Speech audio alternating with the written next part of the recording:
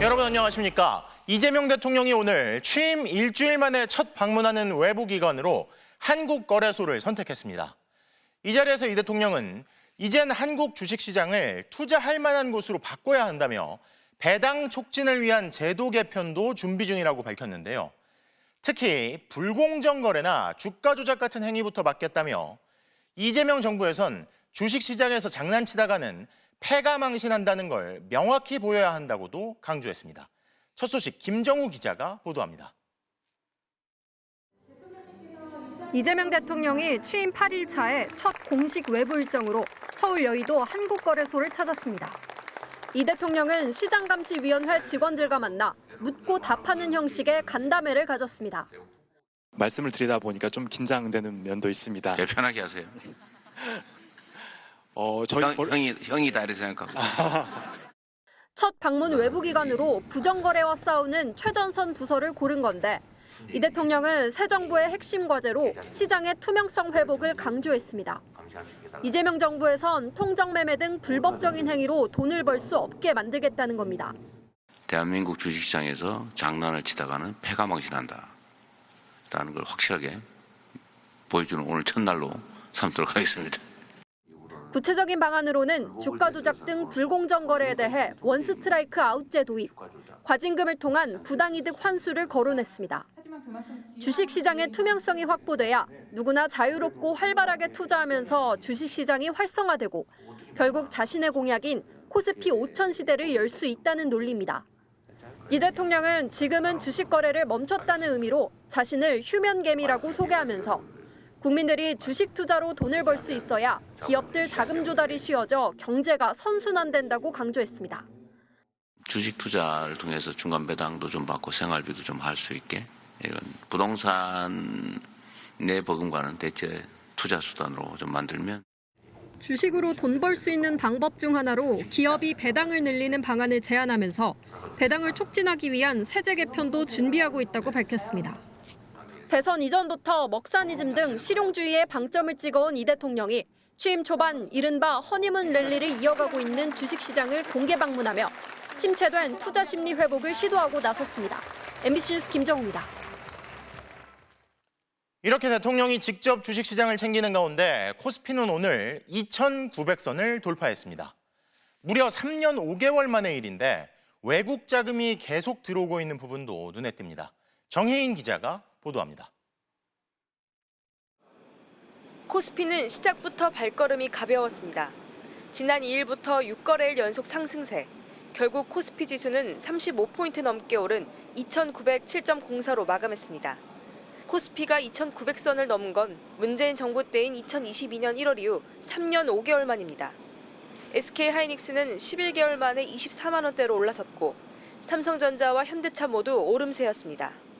새 정부 정책에 대한 기대감에 이른바 허니문 랠리가 지속되는 겁니다.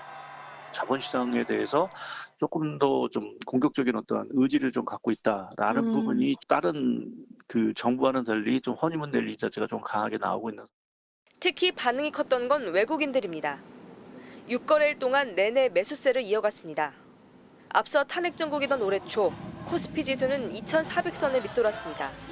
올해 첫 거래일과 비교하면 현재 5달 만에 20% 넘게 오른 건데 불확실성에 빠져나갔던 외국인 자금이 다시 돌아온 셈입니다.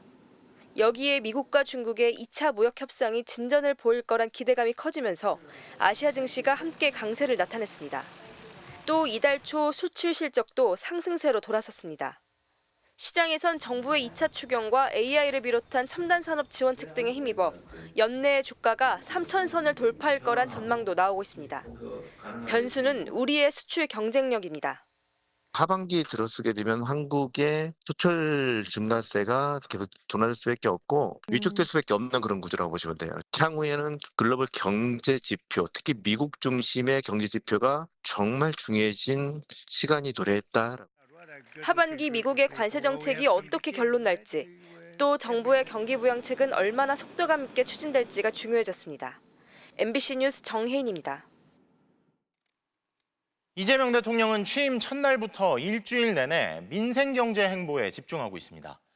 그런데 오늘 첫 외부기관 방문지로 한국거래소를 선택한 건 주식시장만을 겨냥한 행보는 아닌 걸로 보이는데요. 증시에 부는 훈풍이 내수 진작과 실물 경제 회복으로까지 이어질 수 있도록 경제 심리부터 대통령이 직접 챙기겠다는 의지를 보이는 겁니다. 김재경 기자가 보도합니다. 지난 6일 이재명 대통령이 국립현충원을 참배한 뒤 예고 없이 깜짝 방문한 곳은 서민들이 이용하는 전통시장이었습니다. 취임 8일차 처음 대통령실 밖으로 나온 이 대통령의 외부 일정 장소는 한국거래소. 개미 투자자들의 피해가 없도록 감독하는 시장감시위원회를 찾아갔습니다.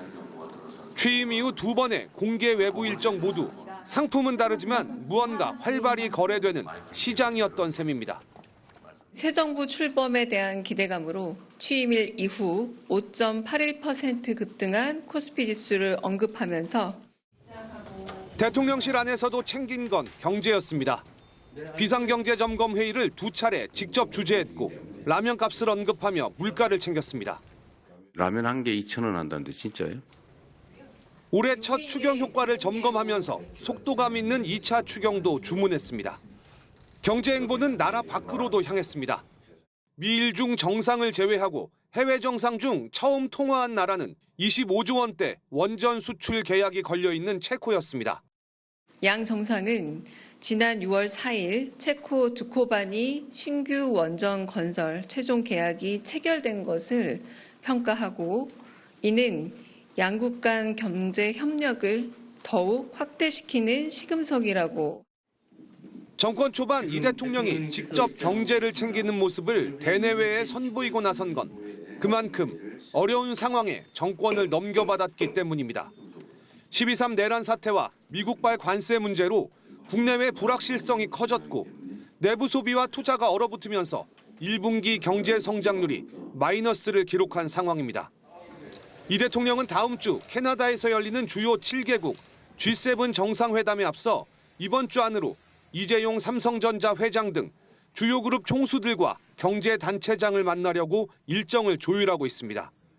임기 초반 국정 동력이 강할 때 추경을 집행하고 경제계의 협조를 얻어 민생경제의 회복 불씨를 살려야 이후에도 각종 정책의 추진력을 얻을 수 있다는 판단이 깔린 것으로 분석됩니다. MBC 뉴스 김재경입니다. 정부와 여당은 내수 경기 회복 등을 위한 민생 회복 지원금 준비에도 박차를 가하고 있습니다.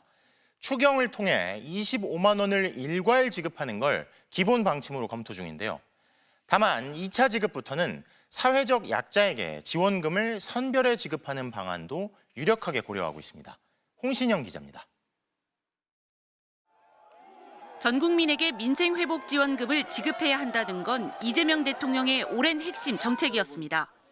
벼랑에 놓인 민생 경제 회생을 위해서 특단의 긴급 구호 조치를 서둘러야 합니다. 이 대통령은 국민 모두에게 1인당 25만 원의 민생회복 지원금을 지급하고 취약계층에겐 1인당 10만 원을 추가 지원하겠다는 입장을 밝혀왔습니다. 하지만 정부 취임 이후 세수 여건과 재정 부담에 대한 우려가 제기되면서 여당 내에서조차 선별 지급해야 한다는 목소리가 나왔습니다. 그런데 인수위 역할을 하는 국정기획위원회가 당초 공약대로 전 국민에게 보편 지급하는 방안을 유력하게 검토하고 있는 것으로 확인됐습니다. 다만 2차 지급부터는 좀 더 필요한 대상을 줄여 지급하는 방식을 고려하고 있습니다. 경제 여건과 시장 상황이 생각했던 것보다 훨씬 심각해 극약 처방이 필요하다는 겁니다.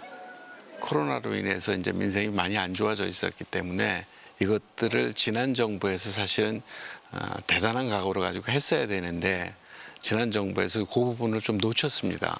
그 덕에 이제 더 어려워졌고 여기에 문재인 정부 시절 코로나 확산으로 소비가 침체됐을 당시 지역화폐로 전 국민 재난지원금을 지급해 골목 상권이 살아난 사례도 영향을 끼친 것으로 보입니다. 지원금은 특정 지역에서 쓸 수 있는 지역화폐로 지급될 가능성이 높습니다.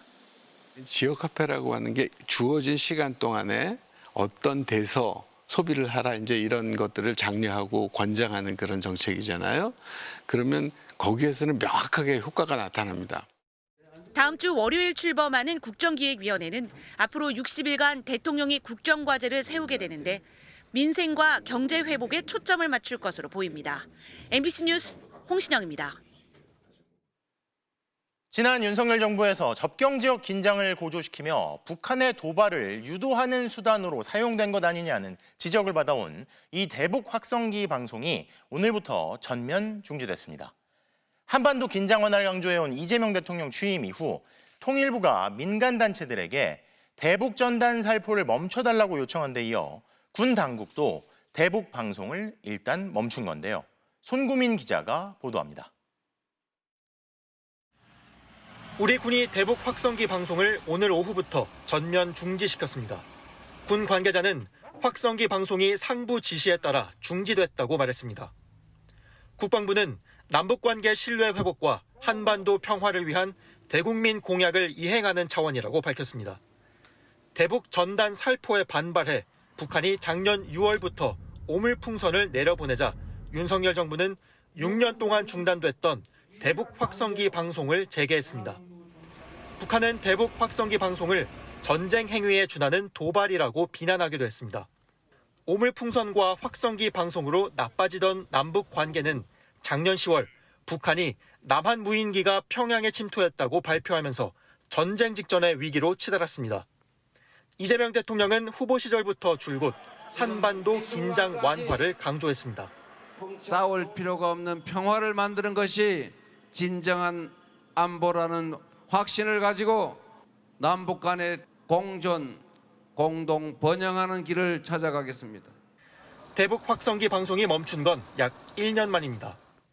이는 남북 간 군사적 대치 상황을 완화하고 상호 신뢰 회복에 물꼬를 트기 위한 조치입니다. 통일부는 이틀 전인 지난 9일엔 민간 단체들의 대북 전단 살포를 중단할 것을 요청했습니다. 그 적대 의사가 없다라는 것을 북한에게 메시지화시키는데 그 주요한 의미가 있다고 볼 수 있고요. 북한도 역시 반응을 하고 중단할 가능성이 높다 이렇게 보여집니다. 다만 군은 대북 방송을 완전히 멈추는 중단이 아닌 일시적이라는 뜻을 내포한 중지라고 표현했습니다. 북한의 추가 도발 등 상황에 따라 대처하겠다는 뜻으로 풀이됩니다. 대북 전단 살포 중단, 확성기 방송 중지 등 잇따른 대북 유화 조치에 북한이 어떤 반응을 보일지 주목됩니다. MBC 뉴스 손구민입니다. 자, 이렇게 군이 대북 확성기 방송을 일단 잠시 멈춘 건 이재명 정부가 남북 간 군사적 긴장을 완화하기 위해 내놓은 첫 번째 조치인데요. 대통령실 연결해서 맥락을 살펴보겠습니다. 정상빈 기자, 이재명 대통령이 남북 간 긴장 완화 그리고 이 접경 지역 국민들을 위해서 선제적으로 조치를 지시한 거죠? 네, 그렇습니다. 대통령실은 이재명 대통령이 대북 확성기 운영을 중지하도록 지시했다고 밝혔습니다. 이 대통령은 대선 후보 시절 여러 차례 대북 확성기 가동을 멈추겠다고 약속을 해왔습니다. 대통령실은 의미를 두 가지로 설명을 했는데요. 먼저 북한을 향해 긴장을 완화하기 위한 선제적 조치라고 설명을 했고요. 동시에 북한이 소음방송으로 대응하면서 피해를 겪어온 접경 지역 주민의 고통을 덜어주는 조치라고도 의미를 부여했습니다. 다만 대통령실은 군과 마찬가지로 완전히 멈춘 게 아니라 잠시 멈췄다는 의미인 중지라는 표현을 썼습니다. 그러니까 우리가 확성기 사용을 멈췄는데도 북한이 소음방송을 계속하면 다시 확성기를 설치할 수 있다는 겁니다. 자, 경제도 그렇고 안보도 그렇고 각 분야별로 이전 정부와는 다른 모습이 많은데 자, 그런데 앞선 리포트에서 왜 원전 수출이 걸려있는 체코 정상이랑 통화를 했다는 대목이 있었잖아요. 과거 민주정부 때와 달리 이 원전 수출 그리고 원전 지원까지도 강조하는 건 역시 이념보다는 실리가 중요하다는 거겠죠? 네, 그렇습니다. 오늘 이 대통령은 오후 4시부터 약 20분 동안 페트르 피알라 체코 총리와 통화를 했는데요. 대화 내용은 경제 협력에 집중이 됐습니다. 특히 지난 4일 최종 계약이 마무리된 체코 두코바니 원전 수출을 두고 양국 경제 협력을 확대시킬 시금석이라고 평가했는데 현재 지출한 우리 기업에 대해서도 관심과 지원을 당부했습니다. 앞서 윤석열 정부는 문재인 정부의 탈원전 정책으로 원전 산업이 고사됐다고 비판하면서 원전 수출을 강조해 왔는데 이재명 정부는 이 기조를 이어간 겁니다. 인연보다 실리를 내세운 이재명 정부 특유의 실용주의가 엿보이는 대목입니다. 자, 그러니까 윤석열 정부 정책이라고 다 버리는 게 아니라 경제에 도움이 되는 거라면 실용적으로 이어가겠다 뭐 이런 뜻인데 자, 그러고 보니까 아직 윤석열 정부 때 임명된 장관들이 대부분 그대로 자리를 지키고 있잖아요. 이런 상황은 언제까지 계속될까요? 네, 아직 본격적인 내각 인선 소식이 나오진 않아서 당분간 이 불편한 동거는 이어질 수밖에 없습니다. 이 대통령은 특유의 직설적인 화법으로 이 불편한 상황을 뚫고 가는 모습인데요. 첫 국무회의 때도 좀 불편하지 않냐 이렇게 얘기하면서 농담으로 회의를 시작하기도 했고요. 특히 어제 두 번째 국무회의 때는 윤석열 정부 내내 거부권을 행사했던 3대 특검법이 안건으로 올라왔는데 이 이주호 사회부총리가 새 정부 장관들과 다음에 의결하는 게 어떠냐고 제안을 하자 이 대통령은 장관들 모두 의견을 말해보라고 요구를 했습니다. 장관들이 이미 수사가 진행 중이다. 특별검사는 여야 합의로 뽑는 게 맞다면서 반대 입장을 표명하자 이재명 대통령도 자신의 생각을 설명한 뒤에 표결에 붙이자고 다시 정면 돌파에 나섰습니다. 장관들이 실제 반대 표결까지 하지는 않으면서 3대 특검법은 무리 없이 의결됐습니다. 지금까지 대통령실에서 MBC 뉴스 정상빈입니다. 대통령 선거를 앞두고 이재명 당시 후보를 암살하기 위해 미국 사람에게 총을 보내달라고 했다. 한 극우 유튜버가 방송이 켜진 줄 모르고 당당하게 털어놓은 내용입니다. 실제로 이재명 대통령은 암살 첩보 때문에 대선 선거운동 기간 동안 방탄유리를 주위에 두르고 유세에 나서야 했죠. 당시 이 유튜버의 계획을 경찰 정보관이 옆에서 듣고 있었는데도 경찰은 아무 조치도 대응도 하지 않았고 뒤늦게 수사에 착수했습니다. 변윤재 기자가 단독 취재했습니다. 파면된 윤석열 전 대통령을 지지한다는 극우 단체들의 집회가 열린 지난 7일 오후. 무대 뒤에서 한 남성의 목소리가 들립니다. 대선 전에 이 죽이려면 지금 죽여야 된다. 부정선거를 반드시 된다. 미국 사람한테 얘기해가지고 총 보내줘라. 대통령 선거를 앞두고 이재명 당시 후보를 암살하기 위해 총기를 실제 밀반입하려고 했다는 겁니다. 총은 보내줄 수 있는데 대표님은 진짜로 그걸 할 사람이기 때문에 못 보내준다. 테러 계획을 거리에서 당당하게 털어놓으며 아쉽다는 듯한 발언도 거듭 반복합니다. 지금은 아마 경호가 붙어가지고 못한다니까요. 못해. 그때 그 대선 그때 했어야 되는 거지. 극우 유튜브 채널을 운영하며 윤 전 대통령 탄핵 반대 집회에 참석해온 김모 씨로 문제의 발언은 본인의 유튜브 방송에 고스란히 담겼습니다. 경찰의 현장 대응도 안일해 보입니다. 대통령에 대한 과거 암살 시도 계획을 아무렇지 않은 듯 옆에서 듣던 남성은 집회 관리를 위해 현장에 나온 서울경찰청 소속 정보관으로 확인됐습니다. 하지만 발언 내내 어떠한 조치도 없었습니다. 민주당은 앞서 대선 기간 이재명 후보에 대한 암살 첩보가 있다며 신변 보호를 요청했고 당시 이 후보는 이 때문에 방탄복을 입고 방탄유리 안에서 유세를 벌여왔습니다. 경찰은 문제의 방송을 본 다른 유튜버의 신고로 뒤늦게 수사에 착수했으며 대통령 경호처에도 관련 내용을 공유한 것으로 전해졌습니다. 서울경찰청은 이에 대해 집회 상황과 계획을 살피던 중 갑자기 극단적인 발언을 쏟아내 대응하지 못했다고 설명했습니다. 경찰은 이와 함께 이재명 대통령의 아들 동호 씨의 결혼식을 앞두고 이 대통령의 가족을 테러하겠다는 글이 SNS에 올라온 걸 확인하고 IP 주소 등을 토대로 작성자를 쫓고 있습니다. MBC 뉴스 변은재입니다. 경찰의 12.3 내란 수사 과정에서 김건희 여사가 비화폰을 사용했다는 사실이 확인됐다고 전해드렸었죠.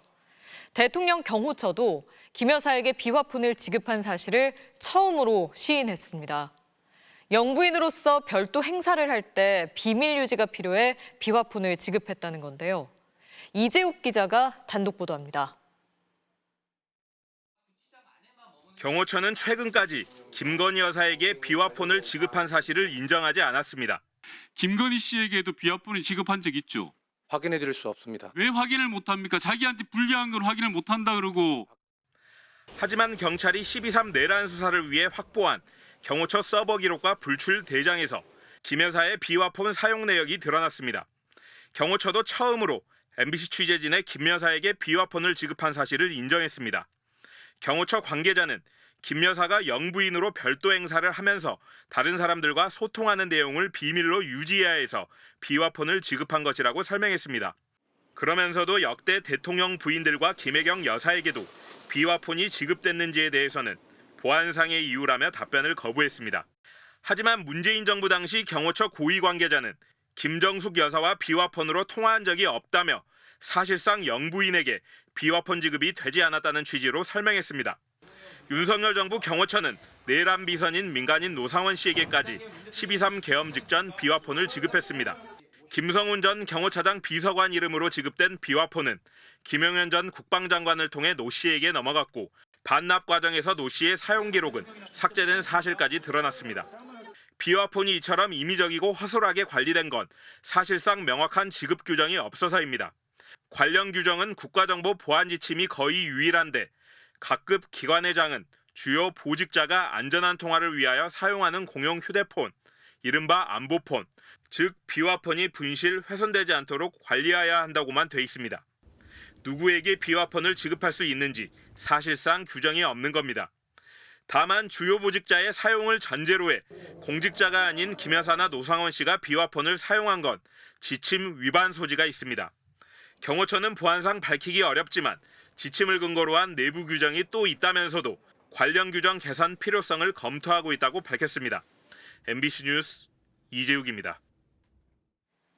무속인 건진법사 전성배 씨가 김건희 여사 측에게 윤핵관을 거론하며 인사에 대한 불만을 표시한 문자 메시지를 검찰이 확보했습니다.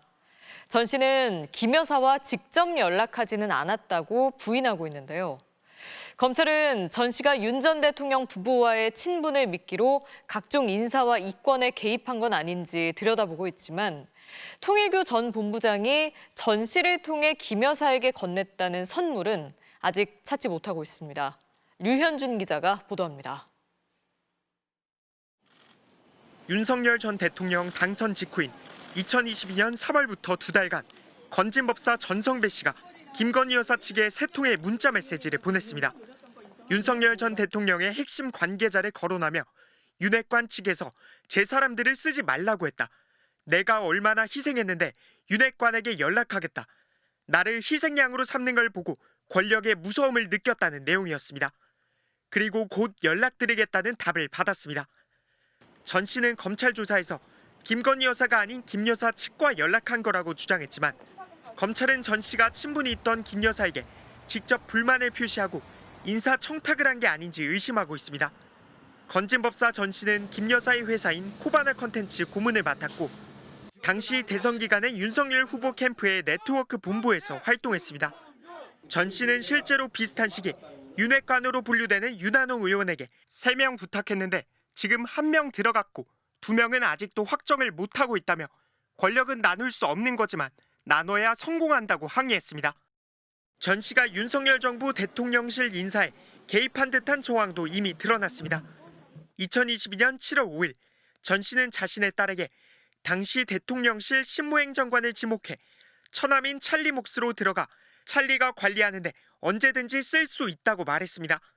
검찰은 김 여사 특검 출범을 앞두고 건진법사 전성배 씨가 윤 전 대통령 부부와의 친분을 앞세워 인사와 각종 청탁에 관여한 게 아닌지 살펴보고 있습니다. 통일교 전 본부장이 김 여사 선물로 건넨 샤넬백과 그라프 목걸이의 행방도 쫓고 있지만 전 씨는 목걸이도 샤넬백도 모두 잃어버렸다는 진술만 반복한 걸로 전해졌습니다. 김 여사 측은 이에 대해 전 씨가 연락한 전화는 김 여사 개인 명의도 아니고 김 여사와 주고받은 문자 메시지도 아니라며 김 여사에 대해 아직 검찰이 출석을 요구한 적도 없다고 밝혔습니다. MBC 뉴스 류현주입니다.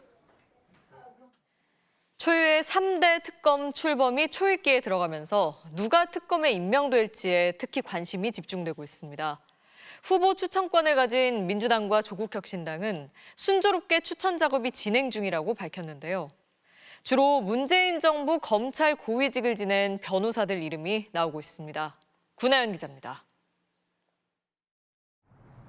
특검 후보로 문재인 정부 시절 검찰 고위직 출신 인사들이 거론됩니다. 서울중앙지검장 시절 김건희 여사가 연루된 도이치모터스 주가 조작 연루 의혹 사건을 지휘한 이정수 변호사, 서울 남부지검장을 역임한 심재철 변호사, 부산고검 차장을 지낸 김양수 변호사입니다. 윤석열 정부 출범 이후 좌천성 인사를 겪고 옷을 벗은 공통점이 있습니다. 윤석열 검찰총장 당시 검언유착 의혹과 판사 사찰 의혹 등을 감찰하며 검찰 수뇌부와 대립각을 세웠던 판사 출신 한동수 전 대검 감찰부장, 지난 1월 초 감사원장 직무대행 시절 부실감사 비판을 받은 관저 이전 의혹 감사 결과에 대해 직권 재심의 검토를 지시했던 서울고검장 출신 조은석 전 감사위원 이름도 나옵니다.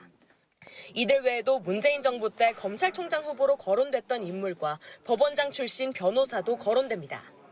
이들 가운데 더불어민주당의 특검 제의를 받은 인물도 있는 것으로 파악됐습니다. 특검 후보 자격 요건은 15년 이상 법조계 경력을 가져야 하고 정당 가입 이력이 없어야 합니다. 겸직도 허가되지 않아 변호사라면 재판이 끝날 때까지 변호사 업무를 할 수도 없습니다. 요건이 까다로워 적임자를 찾기 어려울 거라는 관측과 윤석열 전 대통령의 거부권을 여러 차례 거치면서 후보군이 이미 많이 축적됐을 거라는 관측이 엇갈립니다. 민주당 안에서는 이번 주 안에 이재명 대통령에게 후보 추천을 할 수 있을 거라는 전망이 나옵니다. 신속하게 한다고 하면 다음 주 초에 특검이 이제 임명이 될 가능성이 큰. 민주당과 조국혁신당이 내란, 김건희, 최상병 3대 특검마다 각각 한 명씩 후보를 추천하면 이 가운데 이 대통령이 한 명씩 임명하게 됩니다. 특검은 이후 특검보 임명 등 수사팀 구성과 사무실 확보 등을 위해 최장 20일 준비를 거칩니다. 이를 감안하면 다음 달 초부터 본격 수사가 시작될 것으로 보입니다. 파견검사 120명 등 3개 특검의 수사 인력이 다 합쳐 600명에 육박하고 수사 대상도 총 35개로 광범위한 상황이라 수사를 총지휘할 특검 임명이 수사의 성패를 가를 것으로 보입니다. MBC 뉴스 구나연입니다. 더불어민주당 의원들이 검찰청을 폐지하는 검찰개혁 방안을 내놨습니다. 검찰이 가진 수사권과 기소권을 완전히 분리하겠다는 게 핵심인데요. 국민의힘은 민주당 주도의 적폐청산 시즌2 복수정치라고 날을 세웠는데 민주당은 3달 안에 법안들을 처리해 신속히 검찰개혁을 완수하겠다고 자신했습니다. 김상훈 기자입니다. 문재인 정부 중반이던 지난 2020년 12월 말 더불어민주당은 검찰청을 없애고 공소청을 신설해 기소를 맡기는 법안을 발의했습니다. 검찰을 민주적으로 통제할 제도적 장치는 거의 없었습니다. 진정한 검찰개혁은 집중된 권한을 분산시키는 것입니다. 문재인 정부의 검찰개혁에 검찰은 거세게 반발했고 선봉에 섰던 윤석열 검찰총장은 이를 발판으로 차기 대권을 거머쥐었습니다. 민주당의 검찰개혁은 유야무야됐습니다. 민주당 의원들이 4년 6개월 만에 다시 검찰청을 없애는 법안을 들고 나왔습니다. 민주당과 정치검찰의 싸움을 진짜 끝내야 할 때가 됐다. 그리고 그것이 국민들의 요구다. 이걸 다시 한번 확인했습니다. 검찰 권한을 분리해 기소권을 뺏는 핵심은 그대로인데 방식은 더 구체화됐습니다. 경찰과 고위공직자범죄수사처 외에 행정안전부 산하 중대범죄수사청을 만들어 수사권을 여러 갈래로 분산시키고 법무부 아래 공소청이 기소를 전담합니다. 또 수사기관끼리 수사권 갈등이 없도록 조정기구인 국가수사위원회도 신설합니다. 앞서 작년 말 검찰과 공수처, 경찰이 저마다 12.3 내란 사태 수사에 나섰는데 이런 혼선을 방지하겠다는 겁니다. 검찰개혁은 이 대통령의 공약이기도 한데 법안도 새 정부 출범 일주일 만에 나왔습니다. 다만 이 대통령은 민생경제 행보에 주력하고 민주당이 검찰개혁에 총대를 매며 역할을 분담하는 모습입니다. 이 대통령이 수년간 검찰 조사를 받아온 점을 의식한 듯 정부와 상의하고 법안을 발의한 게 아니라고도 강조했습니다. 다시 이제 정상화시키겠다라는 과정에 있는 것이지 이재명 대통령 수사와는 아무런 상관이 없습니다. 국민의힘은 3대 특검에 이어 검찰까지 해체하려는 입법 폭주라며 국가 시스템을 망가뜨릴 적폐청산 시즌2 복수 정치라고 비판했습니다. 민주당은 3달 안에 법안들을 통과시켜 검찰개혁을 완수하겠다고 예고했습니다. MBC 뉴스 김상훈입니다. 자, 그야말로 수술대에 오른 검찰 분위기는 법조팀 이준희 기자와 짚어보겠습니다. 이 기자. 네. 자, 그런데 검찰이 이번에는 좀 조용하네요. 네, 3년 전이죠. 2022년 4월 윤석열 전 대통령 취임 전에 더불어민주당이 검찰 수사권 완전 박탈, 이른바 검수완박 법안을 처리하려 했습니다. 당시 검찰 내부망에 이 법안 처리를 비판하는 댓글이 100개 넘게 달렸고요. 일선 검찰청에서는 릴레이 검사회의까지 열릴 정도로 집단 반발을 했거든요. 그렇죠. 그런데 이번에 아예 검찰청을 해체하겠다는 법안이 나왔는데도 검찰 내부는 잠잠합니다. 오히려 새 정부와 코드를 맞추려는 움직임도 보이는데요. 대검찰청이 어제 돌연 보도자료를 냈습니다. 윤석열 정부 때 대통령실이 경찰의 인천세관 공무원 마약 밀수 연루 의혹 수사에 외압을 행사했다는 의혹을 규명하기 위해 합동수사팀을 출범시킨다는 내용입니다. 작년 7월에 불거졌던 의혹인데 수사는 지지부진했거든요. 네. 이재명 대통령이 이 의혹에 대해 상설특검이 필요하다는 취지로 말한 게 알려진 지 하루 만에 네. 대대적인 수사에 착수한 겁니다. 보도자료를 보면요. 새 정부 출범을 계기로 관련 의혹을 신속히 규명 이렇게 돼 있는데 네. 검찰 안에서도 무슨 사면 보도자료 같다. 수그려도 너무 수그리는 거 아니냐 이런 말이 나올 정도입니다. 수굴이다. 근데 아마 이게 전 정부에서 목소리를 낼 때 냈으면 사실 이런 분위기가 안 됐겠죠. 근데 민주당이 이번에는 3개월 안에 검찰개혁법안 처리하겠다고 했잖아요. 이번에는 진짜 하겠냐 했는데 정말 강도가 다른 것 같습니다. 네, 검찰 내부에서는 검찰 해체 법안이 설마 당장 추진되겠느냐. 네. 어차피 특검은 끝나고 뭔가 처리하는 거 아니겠냐 이런 전망도 있었습니다. 네. 검찰 수사 권한을 빼앗겠다면서 다른 한편으로는 이제 검사를 대거 특검에 보내 수사를 시키는 상황이 좀 모순적이라는 건데요. 네. 하지만 노무현, 문재인 정부에 이어서 세 번째인 검찰 개혁 시도가 이번엔 좀 다를 거다 이런 관측이 나옵니다. 노무현 전 대통령의 이쯤 되면 막 가자는 거죠. 이 검사와의 대화 기억하시죠? 네, 그렇죠. 검찰의 저항이 정말 엄청났잖아요. 맞습니다. 지금까지 두 번의 시도는 미완으로 끝났지만 이번 세 번째 도전은 더 구체화됐습니다. 3대 특검이 진행되는 동안 검찰 조직을 재편하고 검찰 개혁안을 보다 탄탄하게 준비할 수 있는 시간을 확보할 거라는 그런 관측도 나옵니다. 자, 그런데 사실 결국은 검사 출신의 총장 출신의 윤석열 전 대통령 부부에 대해서 제대로 수사를 했으면 결국 검찰 개혁, 뭐 특검, 검찰이 할 일을 제대로 했으면 벌어지지 않았을 수도 있는 일이잖아요. 그렇습니다. 작년 7월 김건희 여사에 대한 서울중앙지검의 이른바 황제조사 논란이 불거졌을 때 네. 검찰 내부에서도 이러다 검찰 진짜 큰일 난다 이런 얘기가 나왔었어요. 네. 자신한테 보고도 없이 김 여사 조사가 이루어졌다는 걸 뒤늦게 알았던 이원석 당시 검찰총장이 법 앞에 예외도 특혜도 성역도 없다는 원칙이 대통령 부인 조사 과정에서 지켜지지 않았다. 이렇게 카메라 앞에 사과까지 했잖아요. 맞습니다. 그때 이 전 총장 말에 귀를 기울였어야 한다는 자책과 반성이 검찰 안팎에서 나오고 있습니다. 결국 검찰이 윤석열 전 대통령 부부 앞에서 제 역할을 하지 못한 그 대가가 정권 교체와 함께 부메랑처럼 검찰로 되돌아오고 있다고 봐야 할 것 같습니다. 부메랑처럼 되돌아오고 있다. 자, 법조팀 이준희 기자 잘 들었습니다. 오늘 국회에선 극우 성향단체 리박스쿨을 놓고 질타가 쏟아졌습니다. 리박스쿨 대표의 교육부 자문위원 활동 경위와 초등학교 늘봄 강사 파견 등 각종 의혹들에 질의가 집중됐는데요. 하지만 리박스쿨 대표의 정책자문위원 위촉을 승인한 이주호 장관은 이미 사의를 밝혔다며 출석을 하지 않았습니다. 윤수한 기자입니다. 댓글 조작 의혹으로 경찰 수사를 받고 있는 리박스쿨. 체험학습 강사 양성 프로그램에서 위안부 강제 동원을 정당화하는 등 극우 역사관 전파에 앞장서 왔습니다. 목동 할머니가 그인 끌려가는 날, 이 거짓말이에요, 이거도. 전부 거짓말이야. 특히 대표 손유숙 씨는 교육부 장관 직속 교육정책 자문위원으로 최근까지 활동한 사실이 드러나 파문이 확산되고 있습니다. 손유숙은 어떤 전문성이 있어서 이게 추천된 거죠? 그 자세한 내용은 저희가 조금 더 확인해서 보고 누군지 정확하게 파악이 안 된 거죠? 저희가 직접적으로 정책 자문위원으로서 활동한 것 이외에 네. 직접 내용이 없어서 정작 손 씨의 위촉을 승인한 이주호 장관은 이미 사의를 밝혔다며 출석하지 않았습니다. 차관이셨나요? 교육부 장관이셨나요? 손유숙 임명할 때 책임자 누구였죠? 물론 이제 그 교육정책 교육부는 손 씨의 위촉 경위를 얼버무리면서도 추천자인 정책 자문관과 이 장관 모두 개인적인 인연은 없는 것으로 확인됐다고 설명했습니다.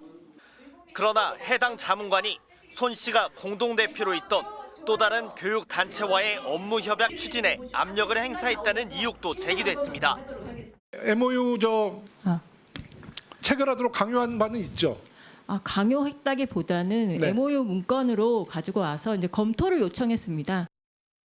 교육부는 손 대표가 한국늘봄 교육연합회 명의로 강사를 보낸 서울 초등학교 10곳을 조사한 결과 지금까지 별 문제는 없었다고 밝혔습니다.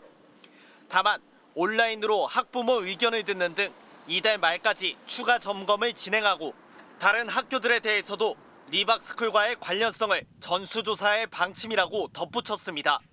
또 중장기 교육발전 계획을 수립하는 국가교육위원회 역시 일부 위원들이 리박스쿨 관련 이력을 갖고 있다는 의혹의 진상을 파악하겠다고 밝혔습니다. MBC 뉴스 윤수환입니다. 비대위원장은 의원총회에서 논의를 하자는데 그러자 원내대표가 의원총회를 계속 진행하면 분열의 모습을 보일 수 있다며 갑자기 의총을 취소해버리고 오늘 국민의힘 내부에서 불과 1시간여 사이에 벌어진 일인데 연일 비슷한 당내 분열 양상이 그치질 않고 있습니다. 홍희표 기자가 보도합니다. 오후 2시로 예정됐던 국민의힘 의원총회. 김용태 비상대책위원장이 의총에 앞서 당 소속 의원들의 문자 공지를 보냈습니다. 탄핵의 강을 건너 당의 진정한 통합을 이루고자 한다며 탄핵 반대 당론 무효화에 동의해 줄 것을 간곡히 요청드린다는 내용이었습니다. 이틀 전 의원총회에서 결론을 못 냈으니 오늘은 개혁안을 만들어내자는 부탁이었습니다. 그런데 1시간쯤 뒤 이번엔 권성동 원내대표 명의의 문자가 의원들에게 날아왔습니다. 의원총회를 계속 진행할 경우 자칫 당내 갈등과 분열의 모습으로 비춰질 수 있다며 의원총회를 취소한다는 내용이었습니다. 김용태 위원장과 사전 협의 없이 일방적으로 보낸 문자였습니다. 의총 취소는 원내 지도부 차원에서 결정을 한 것입니다. 모든 의원님들과 다 상의해서 결정할 수는 없지 않겠습니까? 김 위원장은 즉각 의원총회에서조차 개혁안 논의를 막는 당 상황이 안타깝다며 의원총회 개최를 요구하고 나섰습니다. 그러면서 대선 후보 교체 논란의 진상을 규명하기 위한 당무감사를 자신부터 받겠다고 했습니다. 당시 지도부 일원으로서 내일 출석해서 연담 조사가 예정되어 있습니다. 저부터 당무감사를 받을 것이고요. 솔선하는 모습으로 정면 돌파하겠다는 의도였지만 의원들이 얼마나 호응할지는 미지수입니다. 다음 주 국민의힘이 새 원내대표를 선출하는데 원내대표는 새 비상대책위원장을 지명할 수 있습니다. 임기가 남은 김용태 위원장을 몰아내고 새 비대위를 구성한다면 이른바 김용태식 개혁안은 빛을 보지 못하고 용도 폐기될 수 있습니다. 결국 누가 새 원내대표가 되느냐에 따라 국민의힘 개혁의 행방이 결정될 것으로 보입니다. MBC 뉴스 송희표입니다. 불법 이민자 단속에 항의하는 미국 LA의 시위가 닷새째에 이어지고 있습니다. 곳곳에서 경찰과 충돌이 빚어졌고 일부 지역에선 약탈까지 벌어지면서 한인 업체들의 피해도 커지고 있는데요. 먼저 로스앤젤레스 박윤수 특파원입니다. 시위대가 고속도로에 진입해 행진을 시작하자 경찰이 막아섭니다.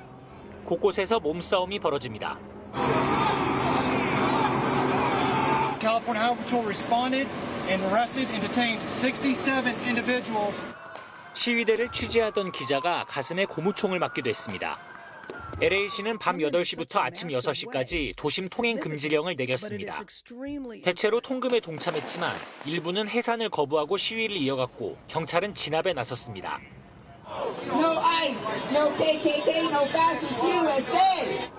시위가 닷새째 이어지면서 방화나 소요 사태는 줄었습니다. 하지만 일부 지역에선 약탈까지 벌어지면서 불안감은 여전합니다. 셔터가 반쯤 내겨진 귀금속점에 수십 명이 몰려들어갑니다. 귀금속을 챙겨 나오면서 급히 도망갈 생각도 없습니다. 진열대 유리는 산산조각 났고 귀금속들은 모조리 사라졌습니다.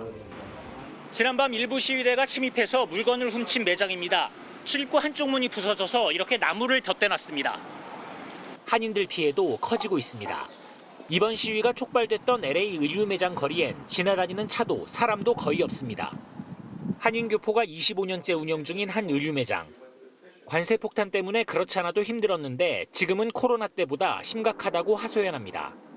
그전에도 떨어져 있었지만 그 이후에도 50% 정도 떨어졌다. 왜 그러냐 하면은 일단 사람이 안 나오는 거예요. 사람이 안 나와요. 트럼프 대통령은 이번 사태를 외적에 의한 침공으로 규정했습니다.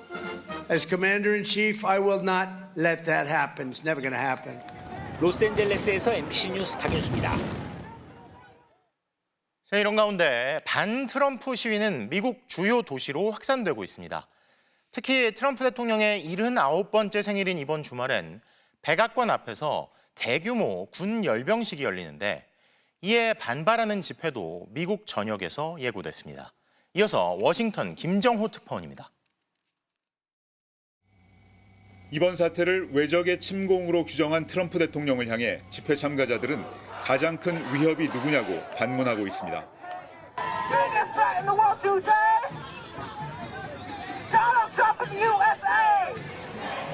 트럼프 행정부의 이민자 단속에 항의하는 시위는 뉴욕과 시카고, 워싱턴 DC 등 주요 도시로 확대됐습니다. 이들은 트럼프의 이민자 단속과 시위 진압이 인종차별적인 인권 탄압일 뿐이라고 규탄합니다. America is built off the backs of immigrants. Since we were first founded, this isn't even our land. 기자가 한국에서 왔다고 하자 윤석열 전 대통령의 계엄과 탄핵을 언급하는 사람들도 있었습니다. 탄핵 소식을 듣고 기뻤다며 한국이 민주주의의 훌륭한 본보기가 됐다고 했습니다. That guy got impeached was a beautiful point of that because that was very quickly. They handled it as good, active citizens should. I wish the turnout was better here. 또 다른 참가자도 한국 시민들이 한 일을 보고 영감을 받았다며 트럼프가 불의한 일을 저지르도록 두고 보지 않겠다고 했습니다. Yeah, South Korea was able to avoid having an authoritarian regime. That's what we're trying to do here as well. 마구잡이식 이민자 단속에 반대하는 전국적인 시위는 당분간 계속될 전망입니다.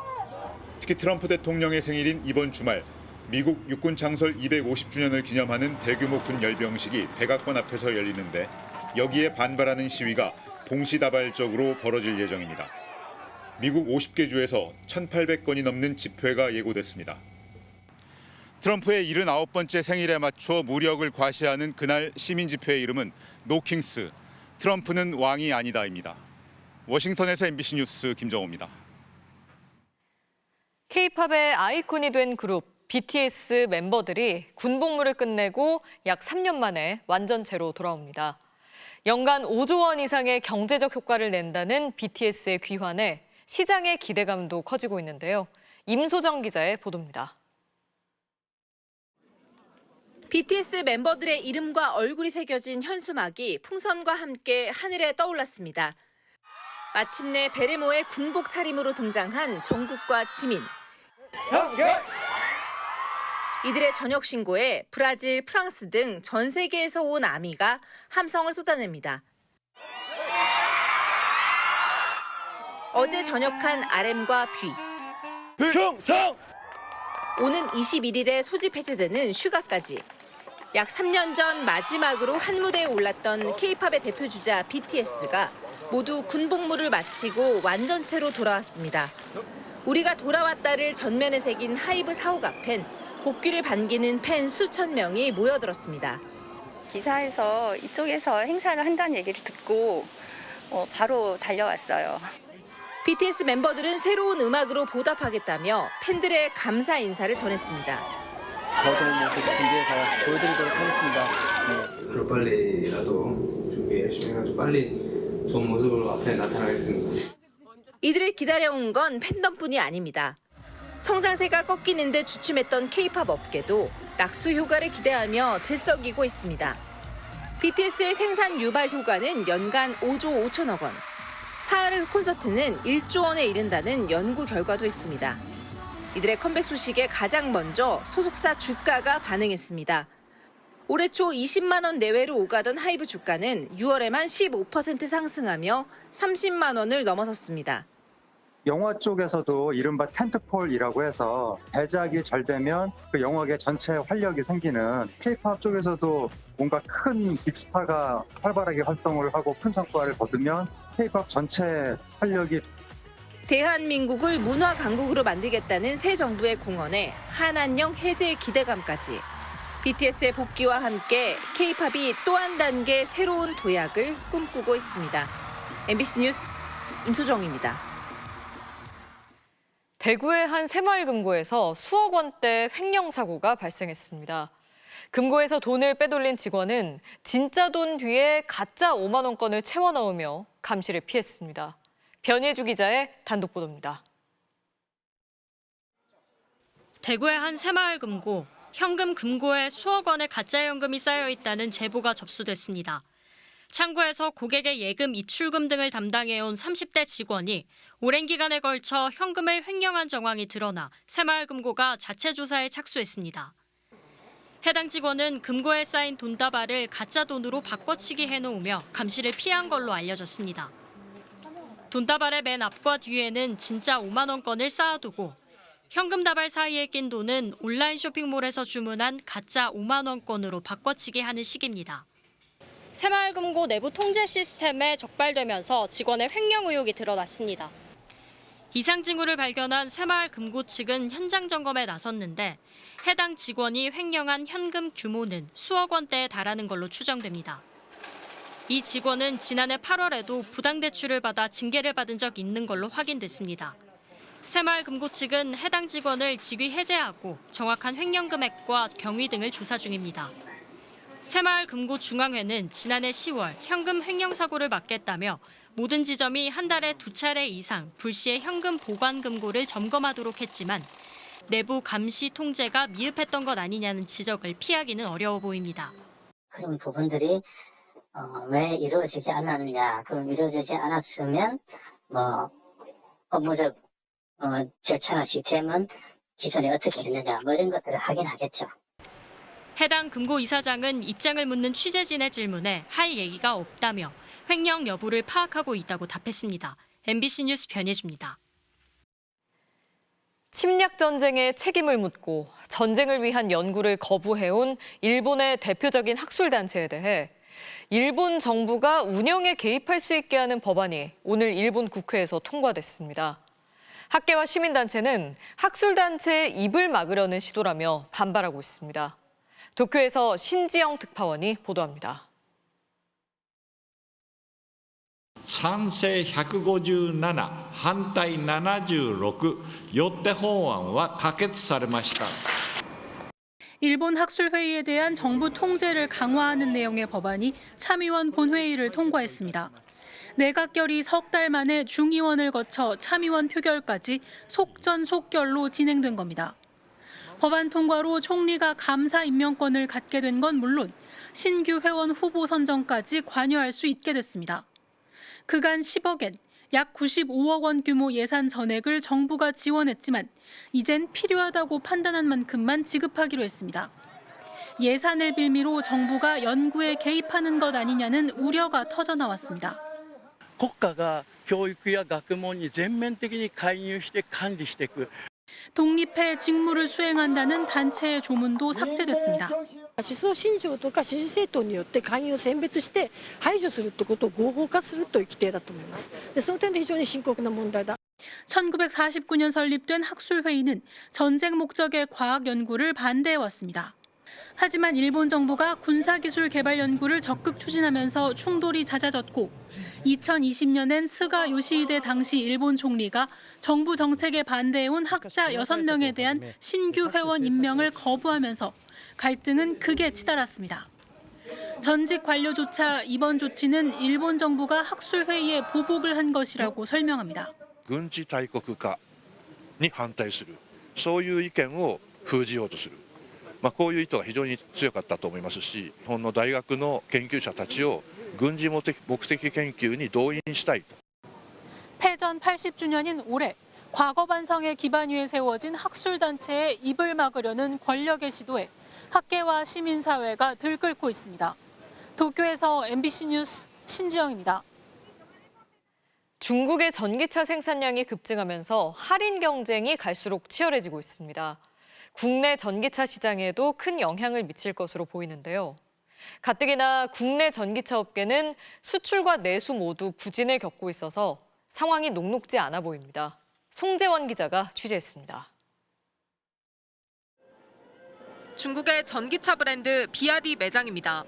지난 4월부터 국내 고객에게 인도를 시작한 소형 SUV 아토3가 전시돼 있습니다.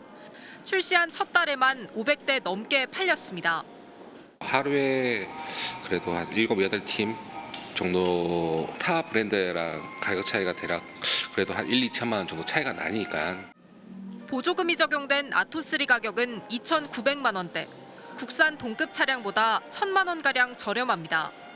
품질과 더불어서 가격까지 저렴하다 보니까 소비자가 반응하고 있기 때문에 그 부분에 대한 위력이 점차 거세지고 있는 현상이라고. 중국 전기차의 저가 공세는 더 거세질 전망입니다. 우후죽순 들어선 중국 전기차 업체들이 과잉 공급으로 인해 대규모 할인 경쟁에 뛰어들었기 때문입니다. 공급 과잉이 일어나게 되면 싸게 판다든지 이러면서 빨리 그 재고를 갖다 소진해야 되는 부분들이 있기 때문에 결국 중국 시장만 가지고는 생각하지 않을 거고 해외 시장에도 이렇게 차량 가격을 낮춰서. 국내 전기차 업체들의 고민은 깊어졌습니다. 한국산 전기차는 주요 수출국에서 수요가 정체돼 판매 실적이 4월 기준 12% 감소했습니다. 재고가 쌓이자 현대차의 경우 올 들어 세 차례 울산 공장의 전기차 생산을 중단하기도 했습니다. 배터리 업계도 걱정입니다. 글로벌 시장 점유율에서 중국의 CATL과 비아디에 뒤처지면서 LG 에너지솔루션과 SK온 모두 공장 가동률이 떨어졌습니다. 배터리 같은 경우는 사실 최종 수요처가 전기차밖에 없는 상황이거든요. 그렇지 않아도 전기차 시장이 이미 포화된 상태가 아닌가. 중국발 출혈 경쟁에 국산 전기차와 배터리 경쟁력 확보가 시급해졌습니다. MBC 뉴스 송재원입니다. 내일 제주에 올해 첫 장맛비가 내릴 전망입니다. 평년보다 일주일 빠른데요. 토요일엔 전국적으로 비가 확대됐다가 오후 늦게 잦아들 것으로 보입니다. 김현지 기자입니다. 내일부터 제주도에 장마가 시작될 전망입니다. 현재 제주도 남쪽에는 정체전선이 머물고 있는데 북태평양 고기압이 서쪽으로 확장하면서 정체전선을 위쪽으로 끌어올려 제주도에 비가 내리게 되는 겁니다. 제주도에는 내일 새벽부터 모레까지 많게는 80mm의 비가 내릴 전망입니다. 이렇게 정체전선으로 인해 비가 내리면 장마가 시작되는 겁니다. 제주에서 가장 일찍 장마가 시작된 날은 2020년 6월 10일과 2011년 6월 10일로 내일 예보대로 장마가 시작되면 역대 세 번째로 이른 장마가 됩니다. 평년보다는 일주일가량 빠릅니다. 주 후반에는 중부와 남부지방에도 비가 예보됐는데 장맛비는 아니겠습니다. 이 비는 필리핀 동쪽 해상의 열대 수증기가 요인입니다. 북태평양 고기압의 가장자리를 타고 열대 수증기가 북상하면서 토요일인 14일에는 남부지방을 중심으로 많은 비를 뿌리겠고 전국 대부분 지역으로 비가 확대될 전망입니다. 비는 14일 늦은 오후부터 잦아들겠습니다. 태풍도 변수입니다. 오늘 오전 9시 베트남 해상에서 발생한 제1호 태풍 우딥은 14일이면 중국 내륙에 상륙할 예정입니다. 이후 태풍은 약해지지만 남겨진 수증기가 북쪽의 찬 공기와 북태평양 고기압과 만나면서 15일과 16일 사이 전국적으로 많은 비를 뿌릴 수 있는 겁니다. 태풍의 소멸시기나 찬 공기의 강도에 따라 강수의 지역적 편차나 강도가 달라질 수 있겠습니다. 기상청은 17일 이후 정체전선이 제주도 남쪽 해상으로 빠져나갈 것으로 보인다면서도 아직 불확실성이 큰 상태라고 설명했습니다. MBC 뉴스 김현지입니다.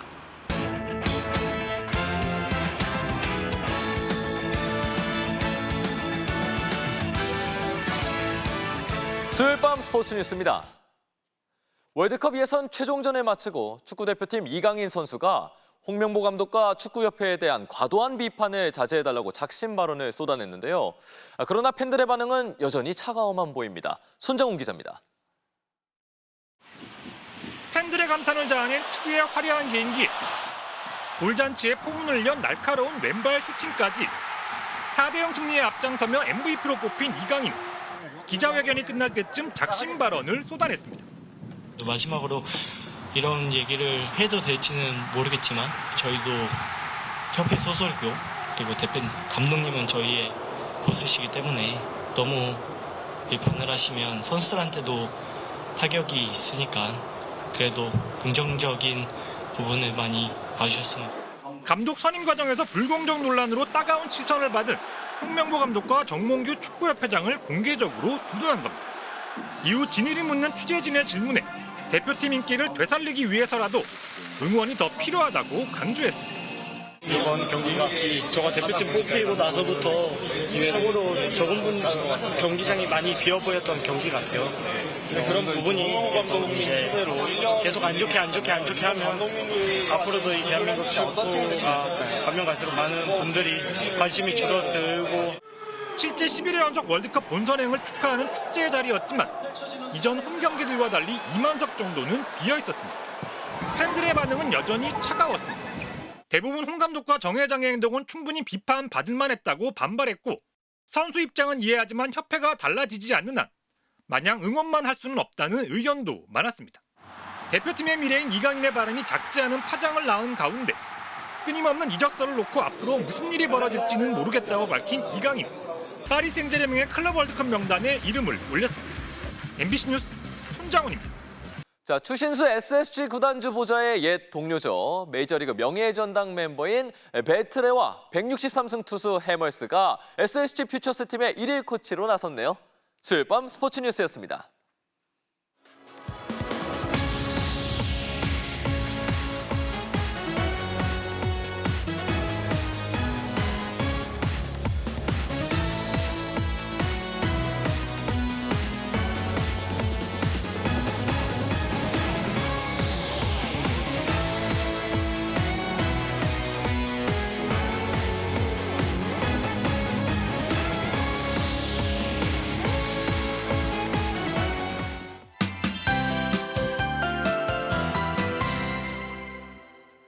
덥다라는 말이 절로 나오는 하루였습니다.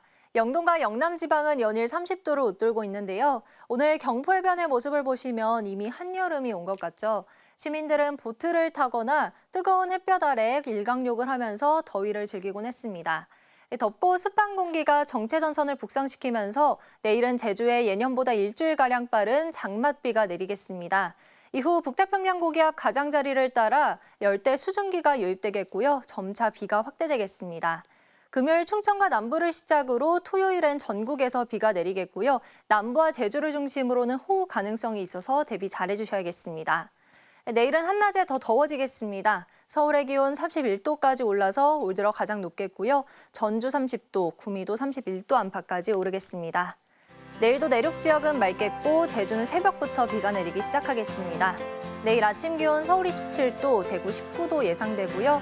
한낮 기온은 서울이 31도, 광주 19도가 예상됩니다. 한편 베트남 동쪽 해상에서는 제1호 태풍 우디비 발생했는데요. 우리나라에 직접적인 영향은 없겠지만 수증기를 몰고 와 다음 주 초까지 비를 뿌리겠습니다. 날씨였습니다. 수요일 뉴스데스크 오늘 순서 여기까지입니다. 시청해주신 여러분 고맙습니다.